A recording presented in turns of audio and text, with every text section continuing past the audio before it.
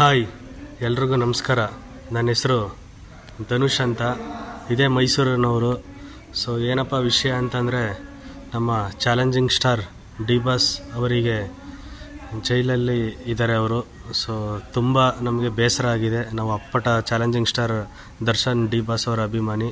So ಇವತ್ತೆಲ್ಲ ನಾಳೆ ಬಂದೇ ಬರ್ತಾರೆ. ಅವ್ರದ್ದು ದೊಡ್ಡ ಗುಣ.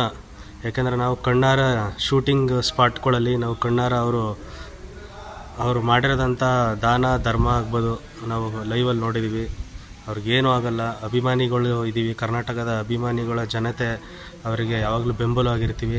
ಯಾರು ಕೈ ಬಿಟ್ಟರು ನಾವು ಕೈ ಬಿಟ್ಕೊಡಲ್ಲ.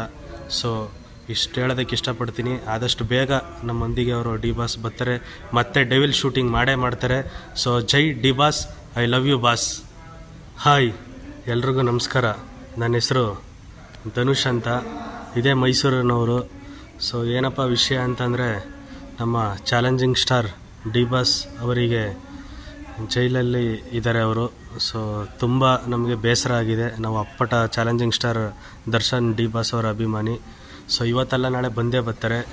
ಅವ್ರದ್ದು ದೊಡ್ಡ ಗುಣ. ಯಾಕೆಂದರೆ ನಾವು ಕಣ್ಣಾರ ಶೂಟಿಂಗ್ ಸ್ಪಾಟ್ಗಳಲ್ಲಿ ನಾವು ಕಣ್ಣಾರ ಅವರು ಮಾಡಿರೋದಂಥ ದಾನ ಧರ್ಮ ಆಗ್ಬೋದು, ನಾವು ಲೈವಲ್ಲಿ ನೋಡಿದ್ದೀವಿ.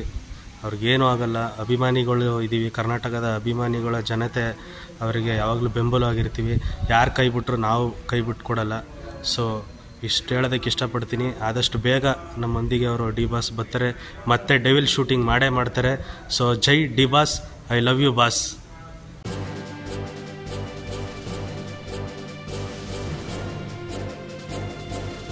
ಇದು ಮಾನವೀಯ ಸಂದೇಶದ ಜನವಾಹಿನಿ.